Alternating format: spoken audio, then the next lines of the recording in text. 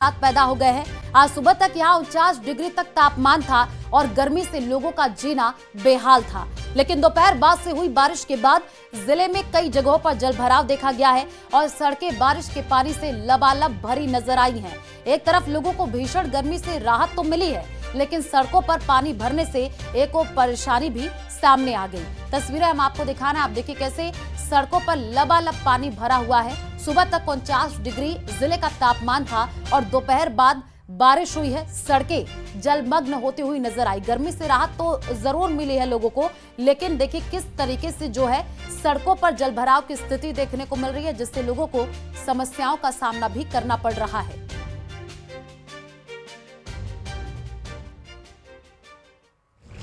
कुछ और फसलें हैं, चाहे गेंदा है, चाहे गुलाब है, चाहे किन्नू का बाग है, सबको फायदा है। जिन्होंने कल नरमा बीजा है उनको नुकसानदायक है। वो क्या होता है, करंट हो जाता है, ठीक है, और बाकी सबको फायदा है, कोई नुकसान नहीं है। नीट में राजस्थान का धमाल। राजस्थान समेत देश भर के लाखों स्टूडेंट्स का इंतजार खत्म हो गया है। देश की सबसे बड़ी मेडिकल प्रवेश परीक्षा नीट यूजी 2025 का रिजल्ट जारी हो गया है। सीकर में पढ़े और हनुमानगढ़ के निवासी महेश कुमार ने देश भर में पहली रैंक हासिल की है। नीट 2025 में टॉप 15 में राजस्थान के 7 स्टूडेंट हैं। पहली रैंक पर हनुमानगढ़ के महेश कुमार हैं। उनके अलावा तनय ने 13वीं, सौम्य शर्मा ने 14वीं और मानवेंद्र सिंह राजपुरोहित ने 15वीं रैंक हासिल की है।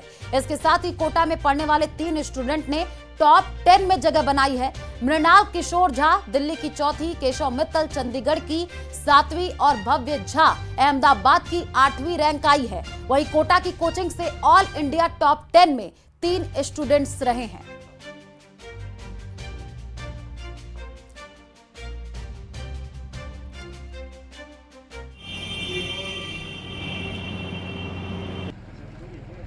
नीट यूजी परीक्षा के आज आए परिणाम में हनुमानगढ़ जिले के महेश केसवानी ने ऑल इंडिया फर्स्ट रैंक हासिल की है। इस समय हम मौजूद हैं उनके गांव डबली राठान में और आप देख सकते हैं कि ये मकान है महेश केसवानी का। बिल्कुल एक सामान्य परिवार से महेश केसवानी आते हैं और इस समय जो है महेश और उनके जो माता पिता हैं वो सीकर में हैं, क्योंकि महेश ने सीकर से कोचिंग की थी। और इस समय जो है हमारे साथ मौजूद हैं ग्रामीण संदीप, इनसे बात करते हैं कि महेश केसवानी ने उपलब्धि हासिल की है इतनी बड़ी, और न केवल हनुमानगढ़ जिला बल्कि पूरे राजस्थान का भी नाम उन्होंने रोशन किया। तो क्या कहना चाहेंगे? ये कहना चाहेंगे कि इतनी छोटी सी उम्र में इतनी बड़ी उपलब्धि, पूरे भारत में 20,81,000 बच्चे परीक्षा में बैठे थे, उसके अंदर फर्स्ट रैंक हासिल करना एक अपने आप में बहुत बड़ी बात है। और इसमें इसके माता पिता ने भी बहुत मेहनत की है बच्चे के लिए, तब आज इस पायदान पर ये बच्चा पहुंचा है। आपने कहा कि बहुत बड़ी उपलब्धि है और सबसे बड़ी बात है कि ग्रामीण क्षेत्र से निकलकर पूरे देश में नाम रोशन करना। तो ऐसे में ग्रामीणों को जो है, जो बच्चे ग्रामीण क्षेत्र से आते हैं, पढ़ाई को लेकर क्या प्रेरणा उन बच्चों को मिलेगी? देखो, इसने फर्स्ट रैंक जो हासिल की है, इससे और जो बच्चे हैं पढ़ने वाले वो भी मोटिवेट होंगे। वो भी सोचेंगे कि हम भी अगर मेहनत करें तो इस पायदान पर हम भी पहुंच सकते हैं। इससे क्या है, बच्चों में और ज़्यादा जागरूकता आएगी और गांव के बच्चे जो आजकल गलत रास्तों में जा रहे हैं उसमें भी कुछ असर होगा। राजू रामगढ़िया, न्यूज़ 18 राजस्थान, हनुमानगढ़। और चलिए रुक करते हैं अगली खबर की ओर। प्री डीएलएड 2025 के परिणाम जारी कर दिए गए। शिक्षा मंत्री मदन दिलावर ने ऑनलाइन वेबसाइट पर ये परिणाम जारी किए हैं और इन परिणामों में प्रदेश की बेटियों ने बाजी मारी है। पहले और दूसरी और तीसरी रैंक पर प्रदेश की बेटियों ने अपना कब्जा जमाया है। सीकर की सीमा गोस्वामी पहली तो बाड़मेर की पूजा भाकर ने दूसरी और तीसरी रैंक पर अजमेर की अनुप्रिया राठौड़ ने बाजी मारी है। प्रदेश के 41 जिलों के 860 केंद्रों पर 1 जून को परीक्षा आयोजित हुई थी। खुद शिक्षा मंत्री मदन दिलावर ने सभी टॉपर से फोन पर बातचीत करके उन्हें शुभकामनाएं दी हैं। प्री डीएलडी एग्जाम 2025 जो वर्धमान विश्वविद्यालय द्वारा आयोजित किया गया था, उसकी घोषणा हमने आज की है। लगभग 6 लाख के आसपास विद्यार्थी थे। उनका परीक्षा परिणाम केवल 13 दिनों में ही घोषित करके एक कीर्तिमान स्थापित किया है। इसलिए मैं विश्वविद्यालय के कुलगुरु सोडानी जी को बधाई देता हूँ, उनकी पूरी टीम को बधाई देता हूँ कि सफलतापूर्वक सारे मापदंडों का ध्यान में रखते उन्होंने परीक्षा परिणाम को पूरा किया है और आज इसकी घोषणा हमने की।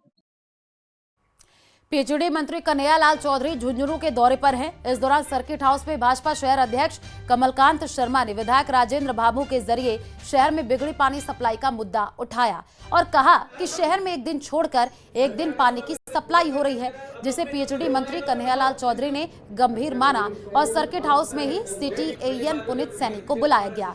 पानी सप्लाई का कारण पूछा तो वे ठीक से जवाब नहीं दे पाए, जिस पर पीएचडी कन्हैयालाल चौधरी ने एईएन सिटी को जम करके लताड़ लगाई और उन्हें चुप रहने के लिए भी बोल दिया।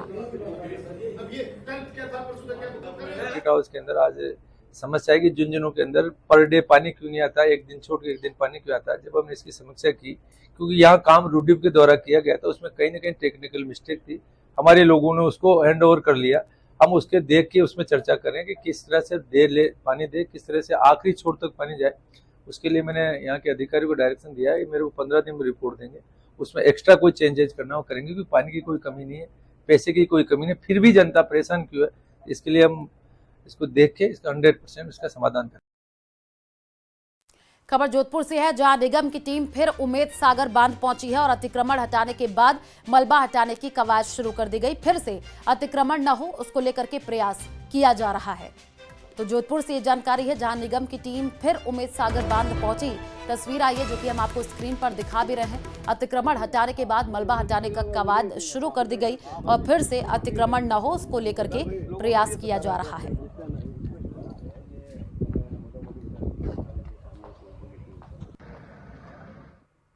और खबरों का सिलसिला जारी रहेगा। यहाँ रुकते एक छोटे से ब्रेक के लिए, जल्द लौटेंगे।